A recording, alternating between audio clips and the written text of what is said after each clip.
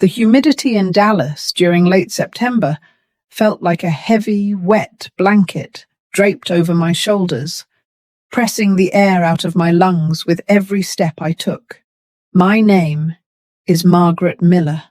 I am 68 years old, and my hands, once nimble and quick behind the deafening roar of the textile looms in Pennsylvania, are now mapped with deep lines and swollen joints that ache whenever the weather turns. On this particular Sunday, the sun was a white, blinding disk in the Texas sky, reflecting off the polished marble and pristine white brick of the Preston Hollow neighborhood. This was a place where lawns were manicured to the millimeter, and silence was a luxury bought with more money than I had earned in 40 years of labor. I was carrying a heavy ceramic dish, wrapped carefully in several layers of kitchen towels to keep the heat in. Inside was my signature southern fried chicken, the kind with the buttermilk crust that shattered like glass when you bit into it, accompanied by a side of cornbread made from a family recipe that had survived 3 generations. My daughter, Chloe, used to call it her comfort on a plate. When she was a little girl, before the world of high-end real estate and social climbing swallowed her whole, she would sit on the counter of our cramped kitchen in Scranton and watch me fry each piece with a look of pure adoration. Back then, we were a team. I was the mother who worked double shifts at the factory so she could have the best sneakers, the best prom dress, and eventually the best education. I reached the driveway of the massive 6-bedroom colonial house that stood like a monument to success. In the driveway sat a gleaming black Tesla and a luxury SUV, vehicles that cost more than the entire house I had raised Chloe in. I felt a twinge of pride, a ghost of a feeling that I had done my job well. I had helped her reach this pinnacle. But as I approached the heavy, dark oak front door, that pride was quickly replaced by a gnawing sense of anxiety. I smoothed my dress, a simple cotton floral piece that I had bought on sale at a local department store, and adjusted the heavy dish in my arms. I pressed the doorbell. The chimes echoed inside, a sophisticated melodic sound that seemed to mock the simplicity of my presence. I waited, my heart hammering against my ribs.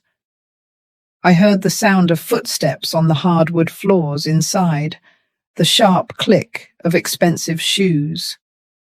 Then, the door swung open. It wasn't Chloe. It was Bradley, my son-in-law. He stood there in a tailored polo shirt and linen trousers, looking like he had just stepped off a yacht. His hair was perfectly gelled, and his eyes, usually cold and calculating, narrowed the moment they landed on me. He didn't say hello.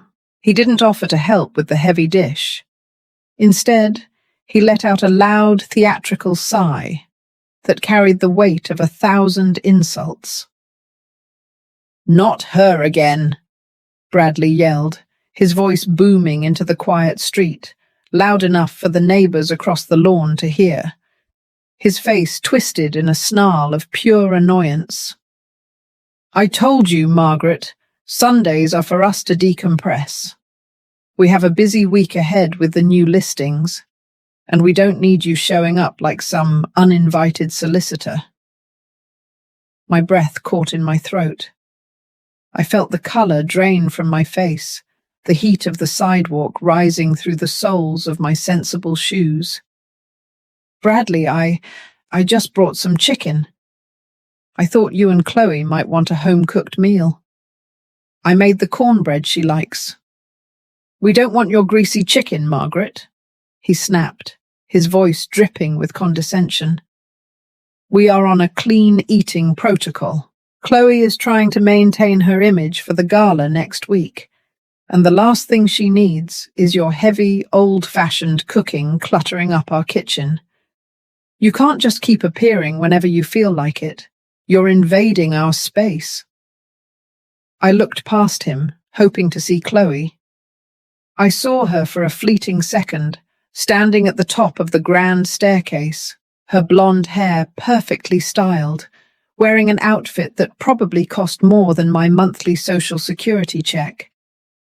She looked down at me, our eyes meeting for a heartbeat. I expected her to come down, to defend me, to tell Bradley to stop. But she didn't move. She simply turned her head away, her expression blank and indifferent, as if she were watching a stranger being turned away at a restaurant. Bradley didn't wait for another word. He stepped back and gripped the handle of the oak door. "This isn't a soup kitchen, Margaret. Call before you come, though I suggest you wait until we invite you. Which won't be today." The door slammed shut. The sound was deafening, a sharp crack that reverberated through my bones and seemed to split my heart into two. I stood there, frozen on the porch, holding the warm ceramic dish that now felt like a lead weight. The towels were starting to slip, and the smell of the buttermilk chicken, once so inviting, now felt like a cruel joke. I was a mother who had given everything, and I was being turned away like garbage on the sidewalk. I turned around slowly, my legs feeling like they were made of water. I walked down the long paved driveway, past the luxury cars, past the perfectly trimmed hedges, and headed toward the main road. I didn't have a car anymore. I had sold my reliable old sedan a year ago to help cover the closing costs on this very house. I had to walk 4 long blocks to the nearest bus stop. As I walked, the Texas sky, which had been so bright moments ago, began to bruise with dark, heavy clouds. A sudden thunderstorm, typical for Dallas in the afternoon, began to break. Within minutes, the rain was coming down in sheets. I didn't have an umbrella. I held the chicken dish against my chest, trying to protect it, even though I knew it was useless. By the time I reached the bus stop, I was soaked to the bone. My thin cotton dress clung to my shivering frame, and my hair was plastered to my forehead. I sat on the cold metal bench, the rain splashing against my feet. I looked down at the dish in my lap.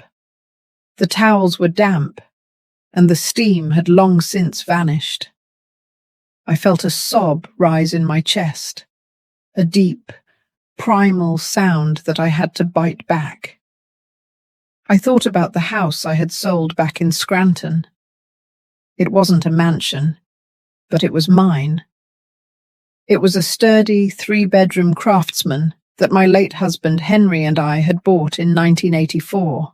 We had spent 30 years there, marking Chloe's height on the kitchen doorframe, hosting Thanksgiving dinners, and tending to the small garden in the back. It was my safety net, my heritage. 3 years ago, when Chloe and Bradley decided to move to Texas, they came to me with tears in their eyes. Bradley talked about the booming market in Dallas, about how they could build a legacy if they just had the capital to get started. They needed $300,000 for the down payment on a home in the right neighborhood. They told me that if I sold my house and moved with them, I would never have to worry again. They promised me a guest suite. They promised me I would be the center of their lives, that I would finally be able to rest after decades of working in the factory. I believed them. I wanted to be near my daughter. I wanted to see her succeed.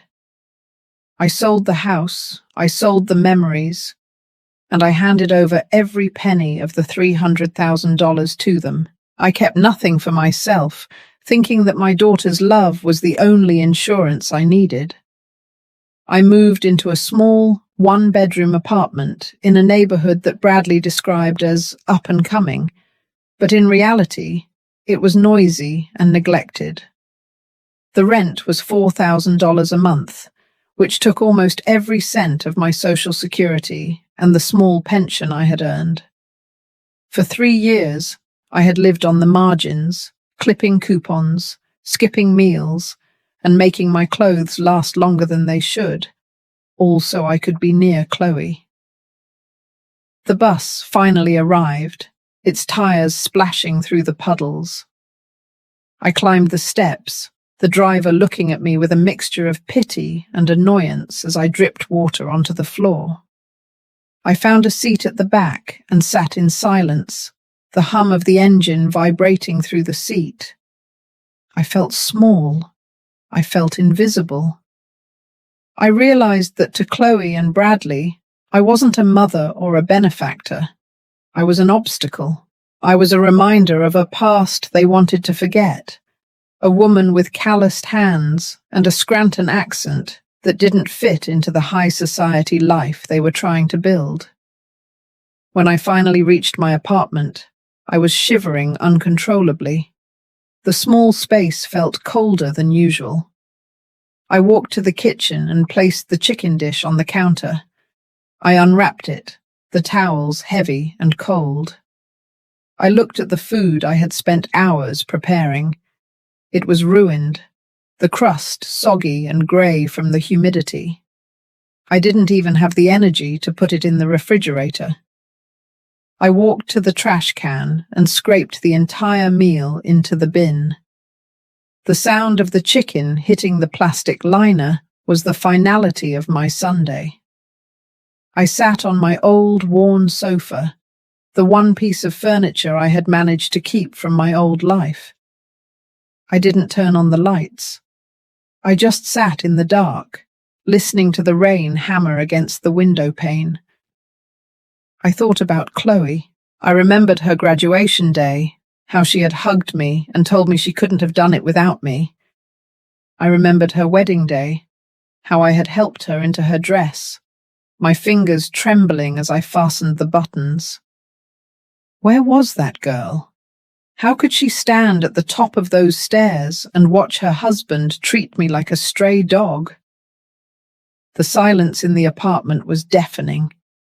It was the silence of a woman who had given away her kingdom and was now a beggar at the gates.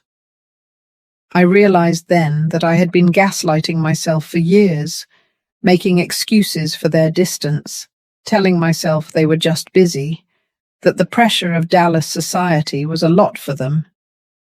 But the truth was simpler and much more painful. They didn't love me. They loved the $300,000 I had provided. And now that the money was gone, now that the house was bought and the cars were in the driveway, I was no longer an asset. I was a liability.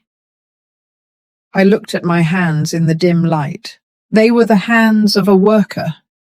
They had survived 40 years of textile dust, needle pricks, and the grinding rhythm of the machines.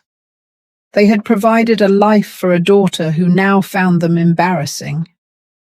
A deep, cold anger began to stir in the pit of my stomach, a feeling I hadn't felt in a long time.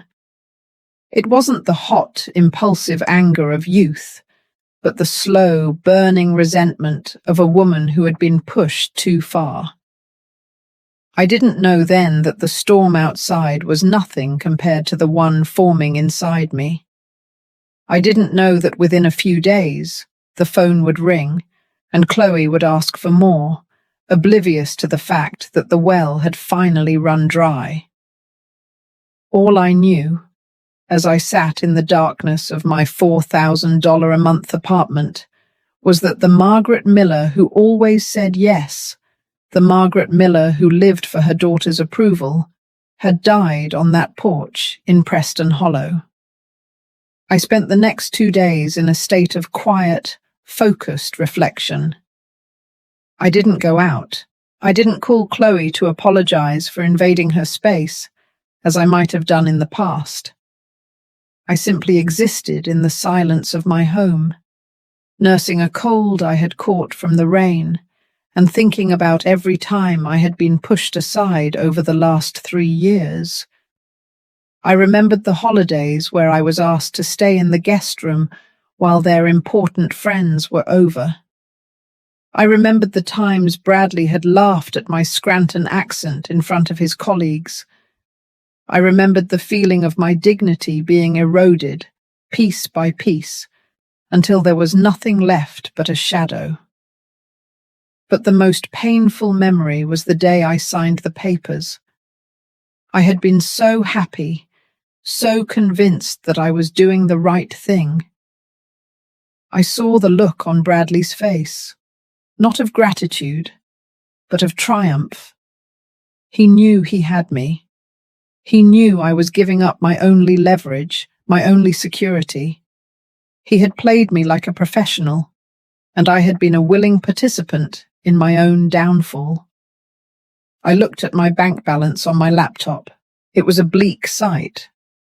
After paying the rent and the utilities, I had exactly $400 left for the month, $400 to cover food, my blood pressure medication, and transportation. It was a joke. I was a woman who had once owned a home outright, a woman who had never owed a penny to anyone. And now I was living paycheck to paycheck in a city that didn't want me. On Tuesday morning, the phone rang. I saw Chloe's name on the caller ID. My heart skipped a beat, a reflexive response that I hated. I let it ring. It rang again, and again. Finally, on the fourth attempt, I picked it up. "Mum?" Chloe's voice came through, sounding strained and high-pitched. She was using her little girl voice, the one she used when she wanted something. "Mum, are you there?" "Yes, Chloe." "I'm here," I said, my voice flat and devoid of the usual warmth. "Oh, thank God." "Listen, I'm so sorry about Sunday." Bradley was just stressed. "You know how the real estate market is right now? It's so volatile." He didn't mean to be harsh. He just needs his quiet time on Sundays to prepare for the week. You understand, right? I didn't say anything. I listened to the silence on the other end, the way she waited for me to reassure her, to tell her it was okay, to forgive them like I always did. "Mum, are you still there?" she asked, her voice tinged with impatience. "I'm here, Chloe." "Good. Look, I'm calling because we're in a bit of a bind. Bradley found this incredible investment opportunity, a block of luxury townhomes in North Dallas. It's a once-in-a-lifetime chance to really scale the business. But we're a little short on the liquidity for the initial deposit. We need $50,000 by Friday to secure the contract." I felt a cold, sharp laugh bubble up in my throat, but I suppressed it. $50,000, Chloe. I don't have $50,000. You know that. I gave you everything I had for the down payment on your house. Oh, Mum, come on. We know you have those savings bonds from the factory. And your retirement fund. You've always been so good at saving. We just need a short-term loan. 6 months, maybe 8 at the most. We'll pay you back with interest, I promise. It's for our future, Mum. For the family legacy. Family legacy, I repeated, the words tasting like ash in my mouth. Chloe, I have $400 in my checking account. My retirement fund was liquidated to cover the closing costs on your mansion. I have nothing left to give. There was a long pause on the other end. The sweet, little girl voice vanished instantly, replaced by a cold, sharp tone that I recognized from Bradley. "Well, Margaret, that's disappointing. We really counted on you. Bradley said you might be difficult about this. He said you've become very selfish lately, always dwelling on the past. Selfish? I asked, my voice barely a whisper. Chloe, I sold my home. I moved across the country. I gave you $300,000. I live in a tiny apartment while you live in a palace. How am I the selfish one? Ugh, here we go again with the Scranton house. Chloe groaned. You always bring that up. You gave us that money as a gift, Mum. A gift for your daughter's happiness. You can't just keep using it as a weapon against us. If you won't help us now, then I don't know what to say. We're trying to build something here, and you're just being a weight around our necks. A weight around your necks, I said, the clarity of the situation finally hitting me with full force. Yes, Chloe snapped. You're always around, always hovering, always expecting us to entertain you. Bradley is right. You don't fit in here, Margaret. You should have stayed in Pennsylvania with your factory friends if you wanted to live in the past.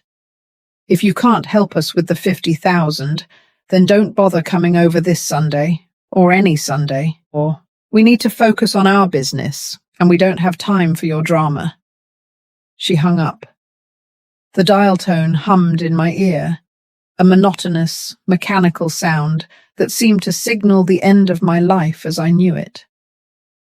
I slowly put the phone down on the table. My hands weren't trembling anymore. They were steady. The betrayal was complete. It wasn't just Bradley's cruelty or Chloe's indifference. It was the total lack of humanity. They had looked at me and seen a bank account, not a mother. They had taken my life's work and discarded the shell. Chloe's words, a weight around our necks, echoed in my mind, a bitter refrain that solidified my resolve. I stood up and walked to the window. The Dallas skyline was visible in the distance, a collection of glass and steel towers that felt cold and unreachable. I looked down at the street below, at the people rushing about their lives, oblivious to the quiet tragedy in apartment 4B. I realized that for 3 years I had been a ghost, haunting their lives, waiting for a scrap of affection that was never coming. But ghosts can be powerful, and sometimes they can reclaim the things that were taken from them. I walked to my small desk and pulled out a manila folder I had kept hidden at the bottom of a drawer. Inside were the legal documents from the house transfer, the papers I had signed 3 years ago in a blur of emotion and trust. I sat down and began to read them, not with the eyes of a loving mother, but with the cold, precise focus of the woman who had managed the logistics of a textile floor for 20 years. I knew there was something Bradley had missed. He was arrogant, and arrogant men always overlook the details when they think they are dealing with someone they consider inferior. I turned to the final page of the agreement, the one titled Exhibit C.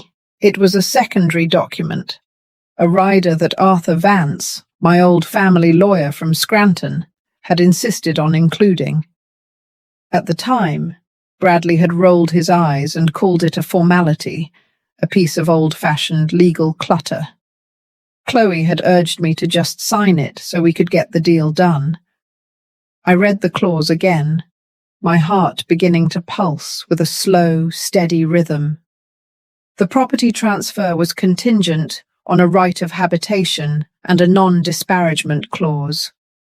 If the grantor, that was me, was ever denied access to the property or subjected to documented emotional or financial abuse by the grantees, the transfer could be rendered null and void, with the full value of the initial gift becoming a secured lien against the property, payable immediately. I closed my eyes and took a deep breath. Arthur Vance, you brilliant old man, I whispered. He had seen it coming. He had known Bradley's type. He had protected me when I was too blinded by love to protect myself. I looked at the phone. I didn't call Chloe. I didn't call Bradley. Instead, I dialed a number I hadn't called in 3 years. A number in the 570 area code. "Arthur?" I said when the voice answered on the other end. "This is Margaret Miller. I'm in Dallas, and I need your help." As I spoke to Arthur, the pain in my chest began to subside, replaced by a cold, sharp clarity. The transition was starting. The person who had been a weight around their necks was about to become the anchor that pulled their entire world under. The Sunday chicken was gone, the soggy crust and grey meat sitting in the trash, but a much more potent dish was being prepared. The humiliation, the rain, the slamming door, it was all fuel now. I realized that my psychological pain wasn't a weakness. It was a map. It showed me exactly where they were vulnerable. They cared about image. They cared about Preston Hollow. They cared about the gala and the listings. And most of all, they cared about the mansion that my $300,000 had built. I looked at the calendar. Friday. The day they needed the $50,000. The day their contract for the new investment would either be secured or lost. I smiled, a slow, deliberate movement of my lips.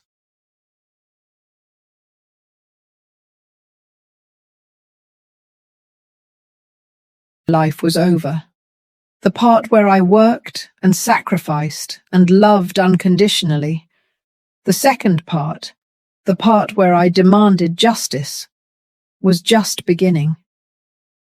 I walked to the kitchen and made myself a cup of tea, the steam rising in the quiet apartment. I felt a strange sense of peace. I was no longer a ghost. I was a storm, and I was heading straight for Preston Hollow. The dial tone was a cold, sharp blade that sliced through the lingering echoes of Chloe's voice, leaving me standing in a kitchen that felt suddenly too large and too empty. I held the receiver for a long time, the plastic warming against my palm, before I finally set it back in its cradle.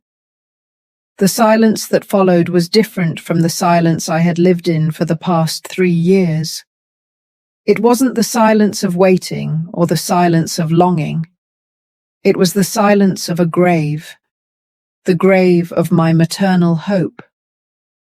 For years, I had watered that hope with my own sweat and tears, believing that if I just gave enough, if I just loved enough, the daughter I had raised in the shadow of the Scranton Mills would return to me. But the woman on the other end of that line, the woman who had called her own mother a weight around her neck, was a stranger crafted in Bradley's image. I walked to my small bedroom and sat on the edge of the bed, my gaze falling on a framed photograph on the nightstand. It was a picture of Chloe at 7 years old, her face smudged with dirt from playing in the yard, holding a dandelion as if it were a prize from a king. I remembered the way her laughter used to ring out, a sound so bright it could pierce the gloom of the winter months. I looked at that little girl and felt a profound sense of mourning. She was gone, replaced by a mannequin draped in designer labels and hollow ambitions. The psychological weight of that realization was staggering, a physical pressure behind my eyes that made the room tilt. I had lost my daughter not to death, but to greed, and that was a far more agonizing bereavement. I reached for the manila folder again, my fingers tracing the edges of the Exhibit C rider that Arthur Vance had tucked away like a hidden weapon. Arthur had been more than just our lawyer. He had been Henry's best friend, a man who had seen the grit of the working class and the rot of the opportunistic. When I had called him, his voice had been like a steady hand reaching out from the past. He didn't ask many questions at first. He simply listened as I described the slamming door, the rain, and the $50,000 Chloe had demanded. He told me he would be in Dallas by the following morning. He told me to stay quiet, to observe, and to say nothing that could alert Bradley to the shift in the atmosphere. That night, sleep remained elusive. I lay in the dark, my mind churning with memories of the factory floor. I thought about the thousands of yards of fabric I had inspected, looking for the smallest flaw, the tiniest thread that was out of place. I had been an expert at finding the rot in a beautiful weave. Now, I realized I had to apply that same scrutiny to the life Chloe and Bradley had built. Every luxury they flaunted, every polished surface in that Preston Hollow mansion, was a thread I needed to pull. Arthur arrived at my apartment just after 10 on Wednesday morning. He looked older, his hair a shock of white, and his suit a bit more wrinkled than I remembered, but his eyes were as sharp as ever. He sat at my small kitchen table and spread out a collection of documents he had pulled from his briefcase. He spent the next 2 hours explaining the legal landscape to me. He told me that the $300,000 I had given them wasn't legally a simple gift in the eyes of the rider he had drafted. It was a conditional advancement of inheritance, tied strictly to my well-being and my right to a respectful environment within the family structure. The non-disparagement clause was the key, Arthur whispered, tapping a finger on a highlighted paragraph. Bradley thought he was being clever, Margaret. He thought he could treat you like a servant because you're a widow with no one left. But by calling you a solicitor on a public street, by belittling you in front of his peers, and by Chloe essentially barring you from the home you funded, they have triggered a breach of contract so severe it borders on fraud. But I need proof, Arthur, I said, my voice sounding steadier than I felt. I need to show that this wasn't just a one-time argument. I need to show the pattern of abuse. Arthur leaned forward, his expression solemn. That's where the silent vigil begins, Margaret. You have to go back, not as a mother looking for love, but as an auditor. You need to document every insult, every exclusion. And more importantly, we need to look into Bradley's books. A man who demands $50,000 on a Tuesday morning from a woman he knows is broke isn't a successful businessman. He's a drowning man looking for a life vest. The thought of going back to that house made my stomach churn, but the anger that had taken root on Sunday provided the necessary steel. I decided to use the empty ceramic dish as my excuse. On Thursday afternoon, I dressed in my best beige suit, pinned my hair back neatly, and took the bus back to Preston Hollow. I didn't press the doorbell this time. I walked to the side of the house, where I knew the gardener left a spare key in a decorative stone. My heart hammered against my ribs as I let myself in through the mudroom. The house was silent, but it felt heavy with the scent of expensive candles and a cold, sterile cleanliness. I placed the dish on the granite island in the kitchen and stood there for a moment, absorbing the stillness. Then I began to move. I didn't go into their bedroom. My sense of decency wouldn't allow it. Instead, I went to Bradley's home office, a mahogany-panelled room that smelled of cigars and leather. I wasn't looking for a smoking gun, just a thread to pull. I found it in the trash can next to his desk. It was a crumpled notice from a high-end luxury car dealership, a final demand for payment on the black Tesla I had seen in the driveway. The amount overdue was staggering, over $15,000. I smoothed the paper out and took a photo of it with my phone, my hands steady. Beneath it was a pile of credit card statements, all with balances that made my head spin. Bradley wasn't just short on liquidity. He was underwater, drowning in a sea of high-interest debt that he was trying to outrun with my $300,000. I heard the sound of the garage door opening and quickly moved back to the kitchen, leaning against the counter just as Chloe walked in. She was carrying a stack of mail and a yoga mat, her face tight with a familiar irritation. She stopped dead when she saw me, her eyes flaring with anger. "Mum, what the hell are you doing here?" "I told you we didn't want you over this week," she snapped, throwing her mail onto the counter. Her voice was sharp, a weapon she used with practiced ease. "I just came to return the dish, Chloe," I said softly, playing the role of the submissive, apologetic mother. "I didn't want to leave it on the porch. I thought I might catch you for a minute. I'm sorry about the phone call. I was confused." Chloe sighed, the sound a mix of boredom and disdain. "Bradley was right.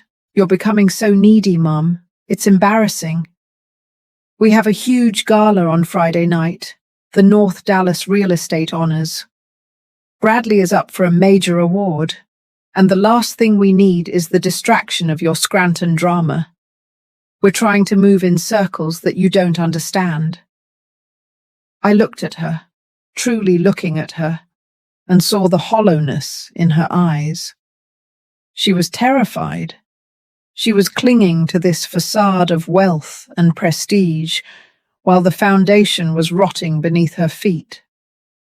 I felt a flicker of pity, but it was quickly extinguished by the memory of her turning away from me at the top of the stairs. "A gala?" "That sounds wonderful, Chloe," I said, keeping my voice humble. "I'm sure you'll be the most beautiful woman there. I won't stay. I just wanted to tell you that I've been thinking about the money. I might be able to find a way to help you with that $50,000.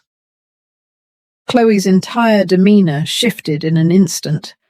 The anger vanished, replaced by a hungry, predatory gleam. "Really, Mum, that would be amazing. I knew you'd come through for us." Bradley was so worried. "It's just a short-term thing, I promise. Once this investment clears, we'll be set for life." I smiled, a small, sad movement. "I'll see what I can do, Chloe. I'll let you know on Friday morning. I just need to check with my bank back in Scranton." As I walked out of the mudroom, I heard her already on the phone, her voice excited and high-pitched. "Bradley! She's going to do it. The old bird is coming through." The walk back to the bus stop didn't feel as long this time. I felt a cold, clinical detachment from the pain. I spent the rest of Thursday and Friday morning in a hotel room with Arthur Vance. We went through the evidence I had gathered, the car payment notice, the credit card statements, and a recording I had made of my conversation with Chloe on my phone. "It's enough to file for the lien, Margaret," Arthur said, his face illuminated by the blue light of his laptop. "But we want more than just a lien. We want the full rescission of the property transfer. For that, we need to show that Bradley has committed actual fraud, not just financial mismanagement." We found what we needed on Friday morning. Arthur had been working with a private investigator who had been digging into Bradley's real estate listings. It turned out that the luxury townhomes Bradley was trying to secure with the $50,000 didn't exist.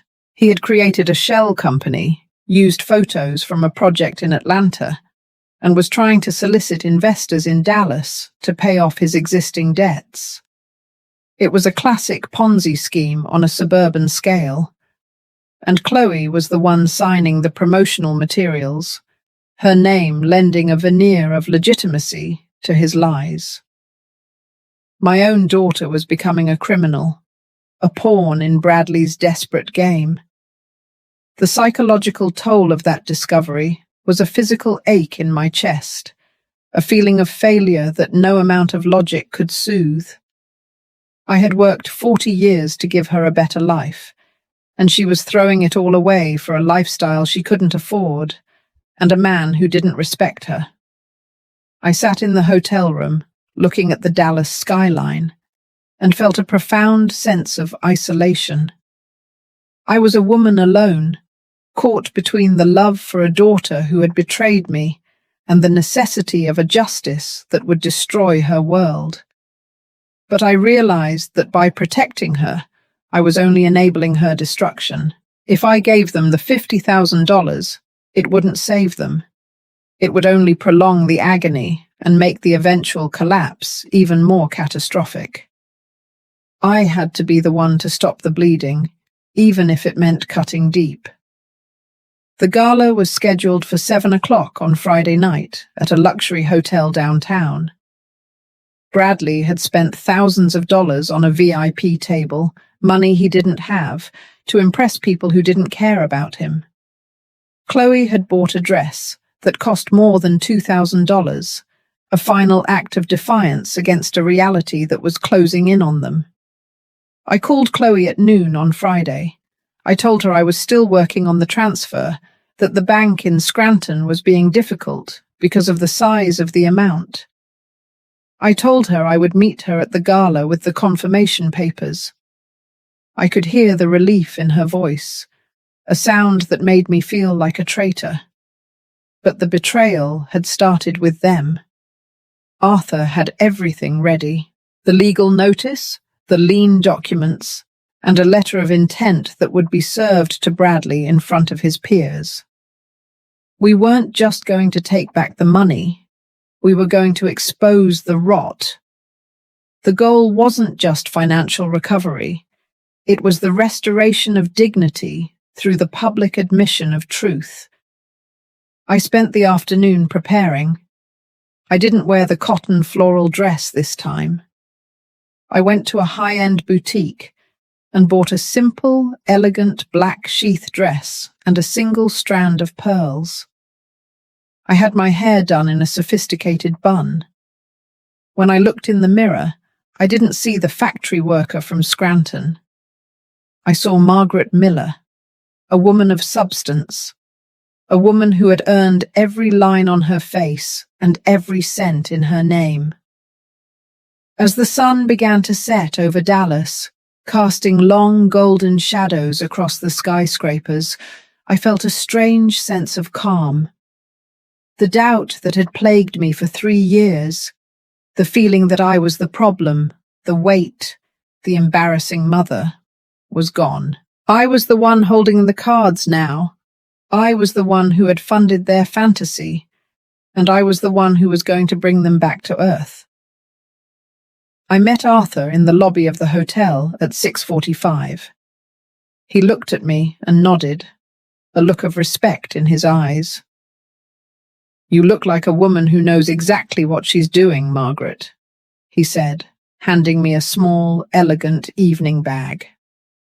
"I do, Arthur," I said, my voice as steady as the machines I used to run. "I'm just taking back what belongs to me." We walked into the ballroom, a sea of tuxedos and evening gowns, the air thick with the smell of perfume and ambition. I saw them almost immediately, standing near the center of the room. Bradley was laughing with a group of men, his chest puffed out like a peacock. Chloe was next to him, her face a mask of practiced charm, holding a glass of champagne as if it were a scepter. They looked perfect. They looked successful. They looked like they had everything. But I knew the truth. I knew the overdue car payments, the maxed-out credit cards, and the non-existent townhomes. I knew the coldness behind Bradley's smile and the fear behind Chloe's laughter. They were a house of cards, and I was the wind. I didn't approach them immediately. I watched from the sidelines, absorbing the atmosphere of entitlement and deceit. I saw Bradley receive a nod of acknowledgement from a prominent developer, a moment of validation that he had been craving for years. I saw Chloe whisper something in his ear, her face alight with the hope of the $50,000 that was supposed to save them. The internal conflict I had felt, the hesitation to hurt my own child, was still there, a dull ache in the background. But it was overshadowed by the memory of the rain, the slamming door, and the word solicitor. I wasn't just doing this for myself. I was doing this for the memory of Henry, for the years of labor in the Scranton mills, and for the preservation of a dignity that they had tried to strip away. I walked toward their table, Arthur following a few steps behind. Chloe saw me first, her eyes widening with a mix of excitement and apprehension. Bradley turned, his face tightening for a split second before he smoothed it over with a practiced, oily smile. "Margaret, you made it," Bradley said, his voice loud enough for the people at the neighboring table to hear. He was playing the role of the devoted son-in-law. "We were beginning to think you'd gotten lost.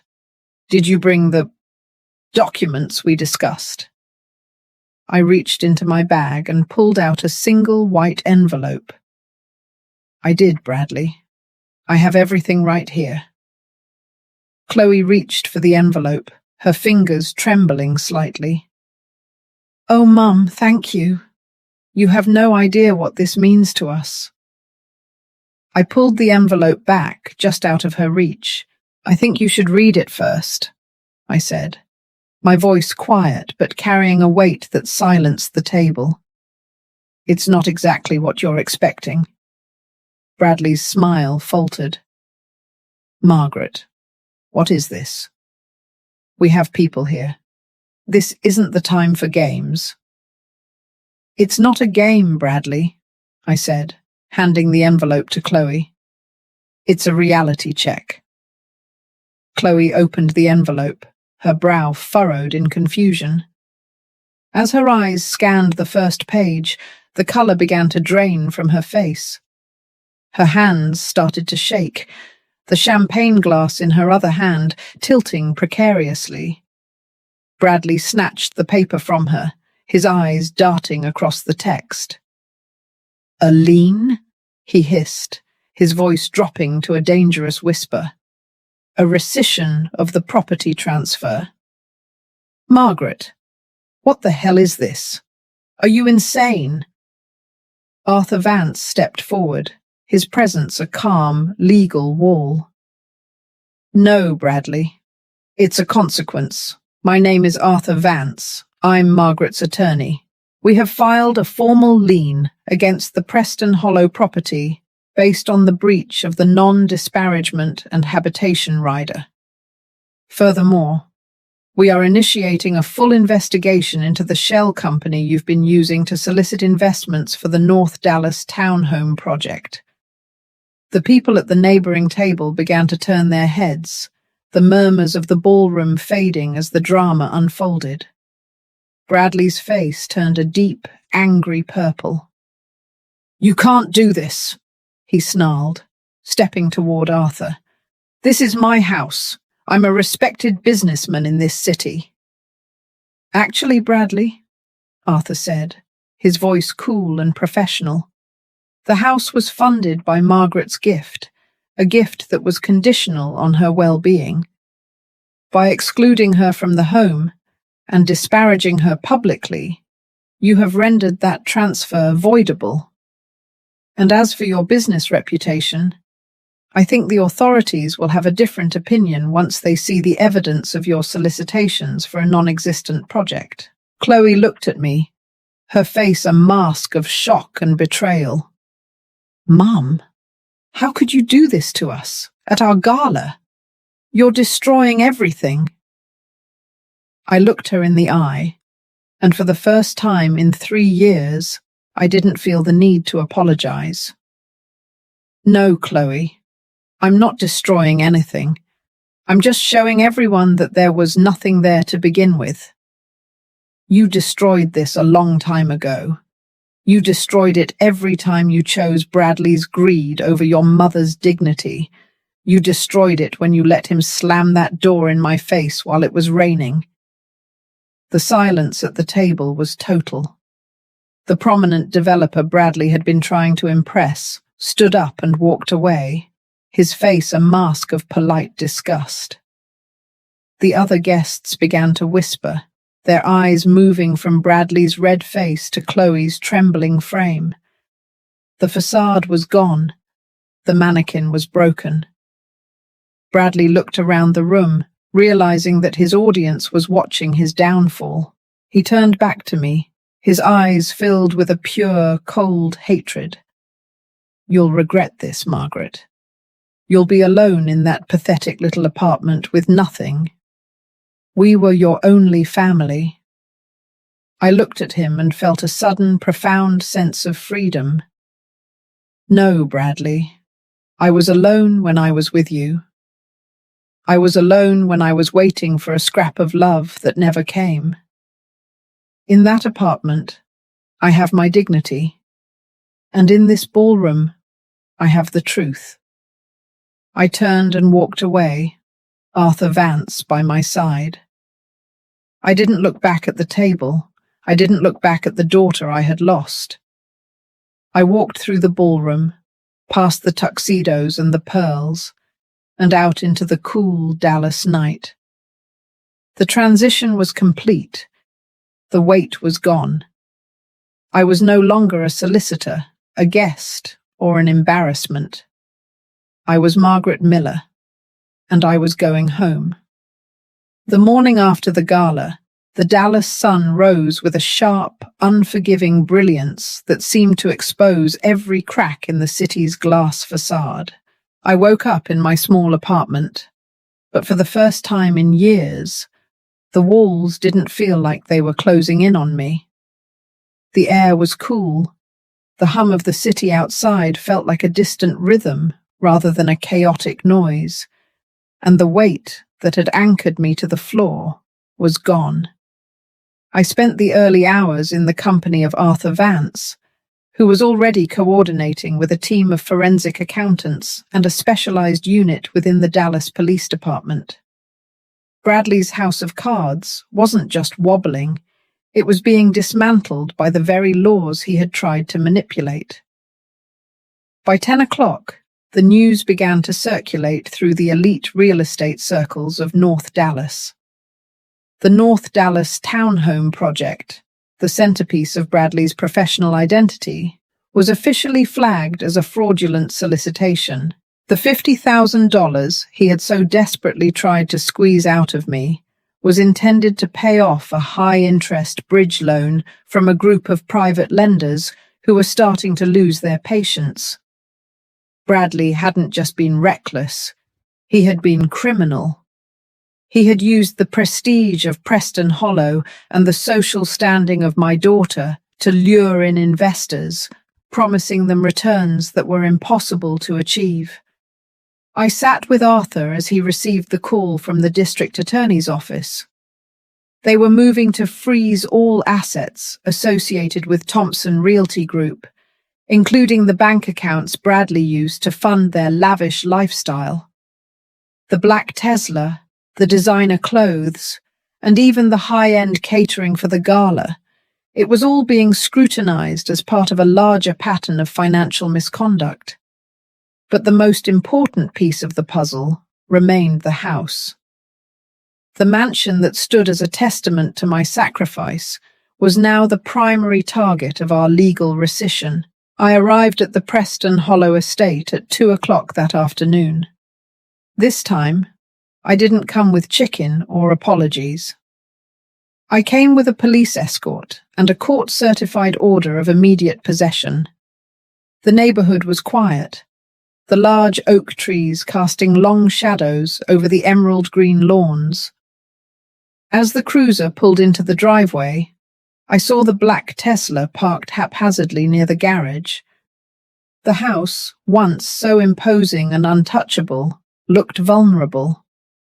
It looked like what it truly was, a hollow monument built on the back of an aging woman's life savings. We walked up to the front door.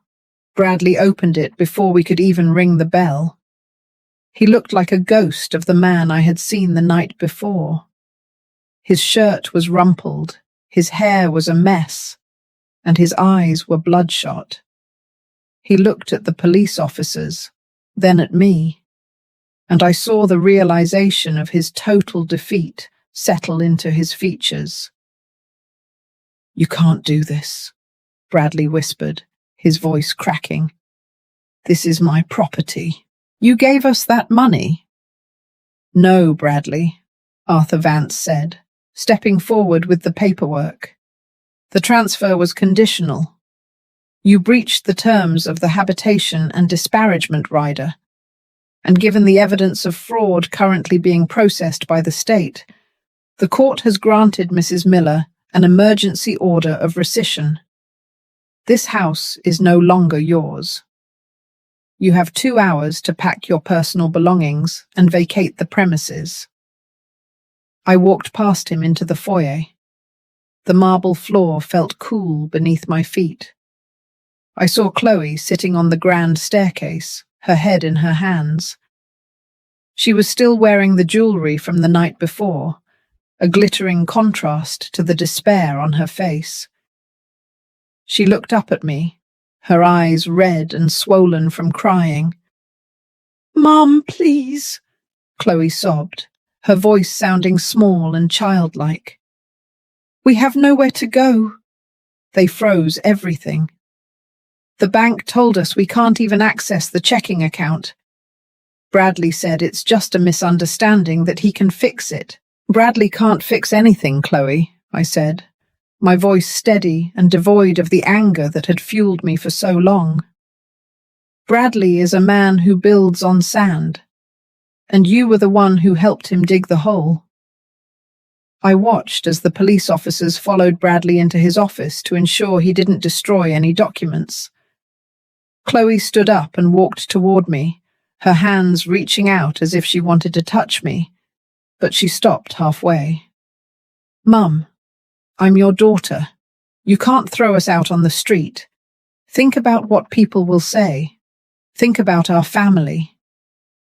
I looked at the daughter I had raised, the girl I had worked double shifts in Scranton to protect. "Chloe, you ceased to think about family the moment you let your husband call me a solicitor on a public street. You ceased to think about family when you watched him slam that door in my face while it was raining. You called me a weight around your neck. Well, the weight is gone now. You're free to swim on your own." The 2 hours passed in a blur of motion and noise. Bradley dragged suitcases down the stairs, his movements frantic and uncoordinated. He tried to argue with the officers, tried to call his lawyer, tried to claim that he was being targeted by a vengeful woman. But the facts were immovable. The car dealership had already sent a tow truck for the Tesla.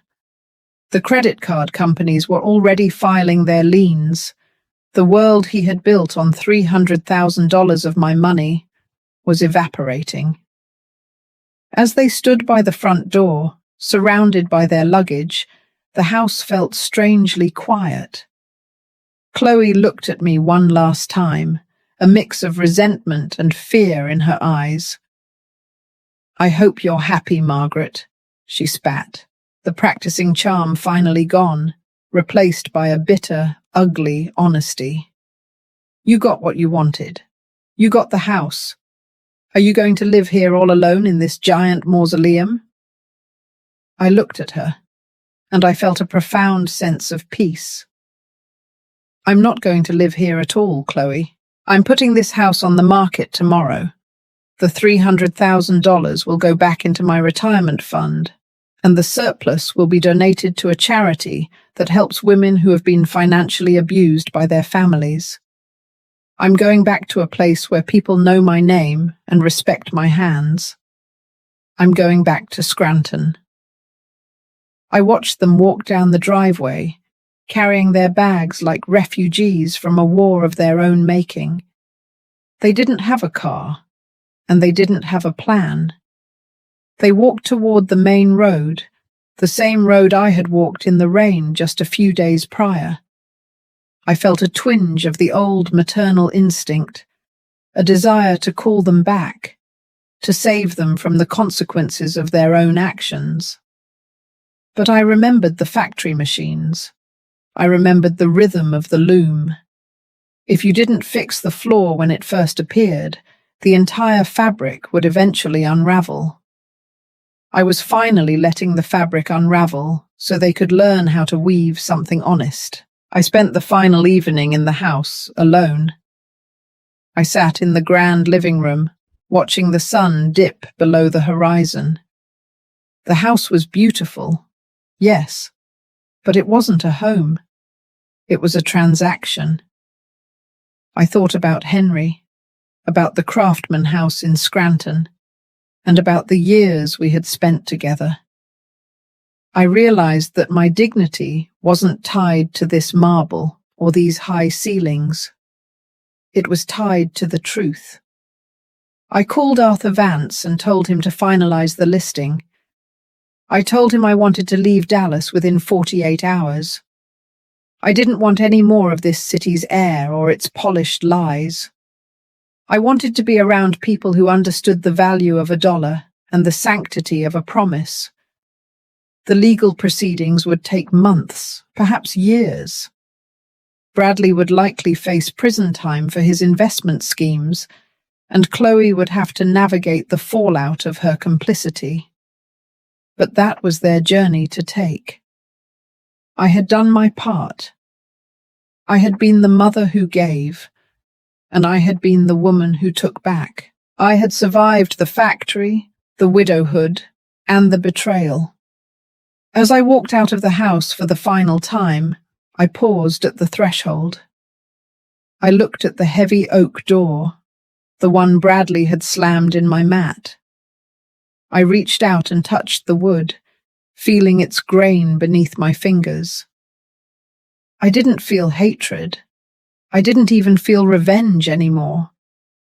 I simply felt the cool, steadying touch of justice. I pulled the door shut behind me, the click of the lock sounding like a period at the end of a long, painful sentence. I walked down the driveway toward the waiting taxi.